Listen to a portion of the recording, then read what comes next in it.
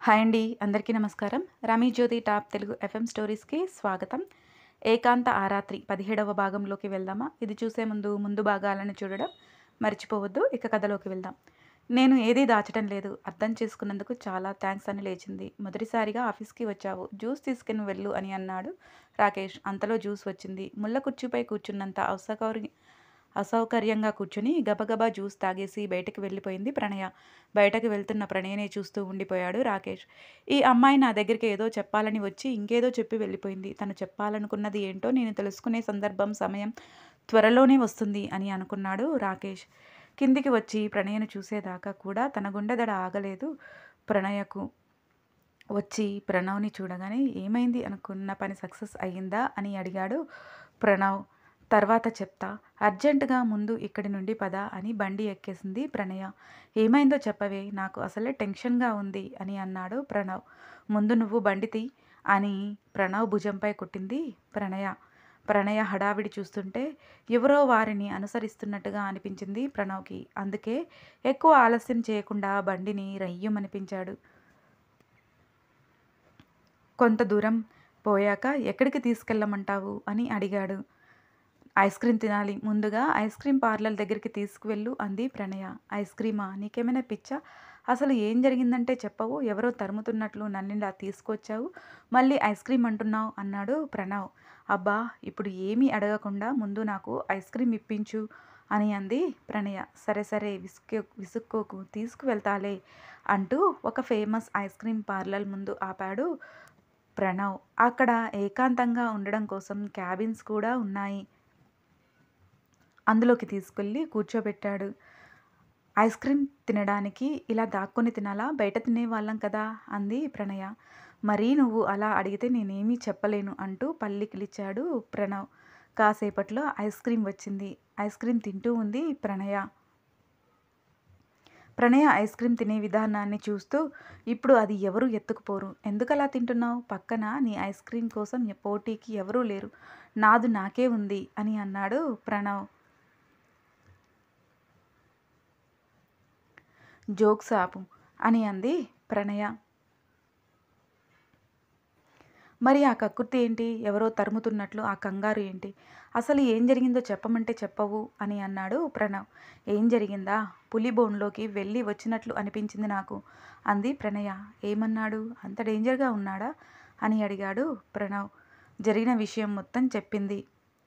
అంటే నువ్వు నన్ను ప్రేమిస్తున్నట్లు చెప్పలేదా అన్నాడు ప్రణవ్. నా ప్లేస్‌లో నువ్వు ఉండుంటే అక్కడ ఒక నిమిషం కూడా నిలిచి ఉండేవాడివి కాదు. ఎలాగో అలా నేను ఒక 6 నెలలు టైం అయినా తీసుకుని వచ్చాను అంది ప్రణయ. ఛా! అంత సీన్ ఉందా వాడికి? ఓయ్! ఎప్పుడు చూసినా తెగ మోసేస్తున్నావు అని అన్నాడు ప్రణవ్. వామ్మో! ఏంటి? అతనికి సీన్ ఉందా అంటావేంటి? అంత లేకుండానే ఎంత పెద్ద కంపెనీలను నడుపుతున్నాడంటావా అంది ప్రణయ. అబ్బా! చాల్లే ఆపు అన్నాడు ప్రణవ్.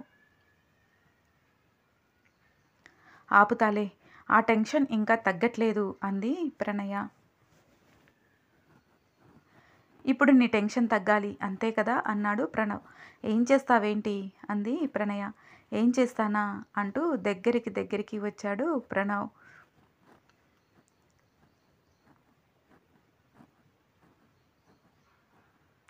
హే ఏంటి ఏం చేస్తున్నావు అంటూ వెనక్కి జరిగింది ప్రణయ.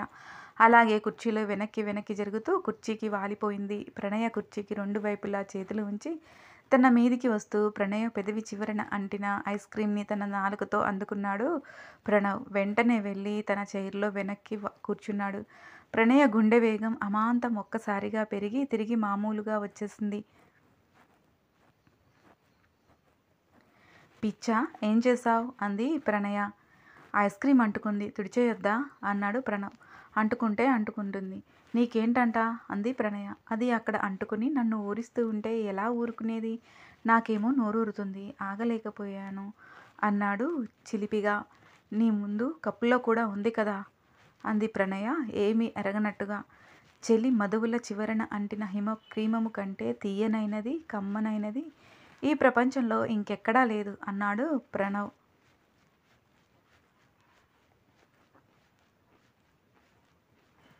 సిగ్గుతో ప్రణయ చెంపులు కెంపులయ్యాయి. నీ చిగురు సోయగాల వగురు, నీ అదర వసంతపు సుధలు, నీ నికర శిఖరాల హొయలు, నీ మధుర తేనెల రుచులు, నీ గగన విశాలపు కనులు, నీ ఎదన మోయలేని భారాలు, నీ అకల వర్ణాల అణువులు, నీ అణువణువున మీటే నా నిశ్వాస సెగలు అంటూ చెప్పడం పూర్తి చేశాడు ప్రణవ్. ఆశ్చర్యం, ఆనందం కలగలిపిన ఒక అనుభూతితో ప్రణవ్ను చూస్తూ ఉండిపోయింది ప్రణయ.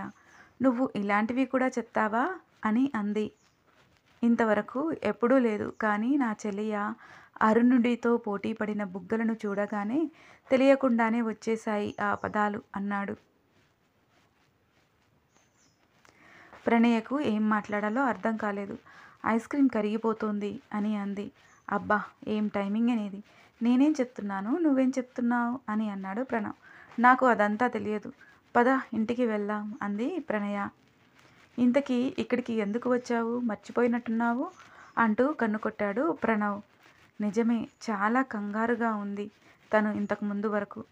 రాకేష్ దగ్గర నుండి వస్తున్నప్పుడు ఉన్న భయం ఎలా పోయిందో కూడా అర్థం కాలేదు. కానీ ప్రణవ్ తన చిలిపి చేష్టలతో క్షణంలో తన మదిలోని భయాన్ని పోగొట్టాడు. అది గుర్తుకు వచ్చి ఆశ్చర్యంగా చూసింది అతన్ని.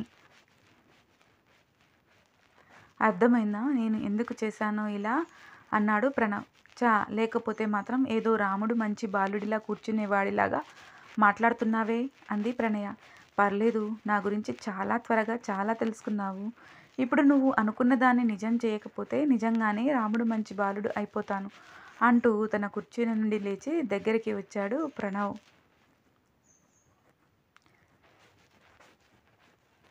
చటుక్కున కుర్చీలో నుండి లేచి బయటికి వెళ్ళడానికి ముందుకు కదిలింది ప్రణయ. వెనక నుండి ప్రణయ చున్నీని పట్టుకున్నాడు. అది జారకుండా ఉండడం కోసం చాలా ప్రయత్నిస్తూ ఉంది ప్రణయ. కానీ అది తన వల్ల కాక ఆ చున్నీ చివర అంచు కూడా తన చేతిలో నుండి జారిపోయింది. ప్రణవ్ తన చేతుల్లో ప్రణయ చున్నీని పట్టుకుని, ఇక నువ్వు వెళ్ళొచ్చు, నువ్వు బయటికి అన్నాడు. వెనక్కి తిరిగి, ఇలా ఎలా వెళ్ళను, ముందు నా చున్నీ నాకు ఇచ్చేయి అని అంది ప్రణయ. నాకు కావలసింది నేను తీసుకుని నీ చున్నీ నీకు ఇస్తాను అంటూ దగ్గరికి చేరుకొని గట్టిగా హత్తుకున్నాడు. చేమంతుల బంతులు అతడి కౌగిలిలో బందీలయ్యాయి.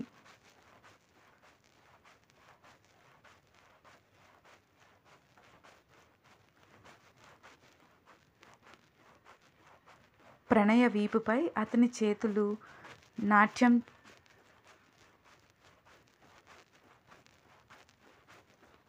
చేస్తున్నాయి. ఆ హాయిలో నుండి బయటికి పడడం తన చేత కాక అతన్ని అతుక్కుపోయింది ప్రణయ. ఒక తీపి మైకంలో ఉండిపోయింది. ప్రణయ అదర మధురామృతాలను జుర్రుకొని బుగ్గలపై కెంపు రంగును ఇంకొంచెం పెంచి కను చివరన సిగ్గులను బహుమతిగా ఇచ్చి వదిలేశాడు ప్రణవ్. ప్రణయ అతని చేతిలోని చున్నీ లాక్కొని వేసుకుని పద వెళ్దాం అంది. అప్పుడేనా అన్నాడు ప్రణవ్. ఇంకానా అంది ప్రణయ.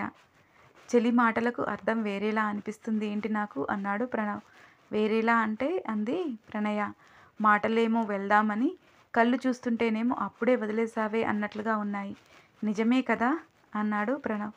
నిన్ను అంటూ దగ్గరగా వచ్చి అతని హృదయంపై కొడుతూ ఉంది ప్రణయ.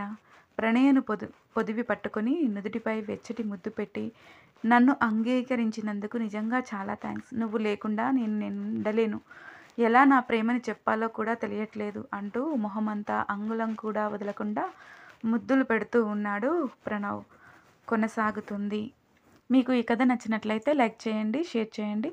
మరిన్ని నా కథలను మిస్ కాకుండా ఉండడం కోసం వెంటనే నా ఛానల్ని సబ్స్క్రైబ్ చేసుకోండి. ఈ కథపై మీ అభిప్రాయాలను తెలియచేయడం మర్చిపోవద్దు. మరో భాగంతో మీ ముందుంటాను. మీ రమీ జ్యోతి.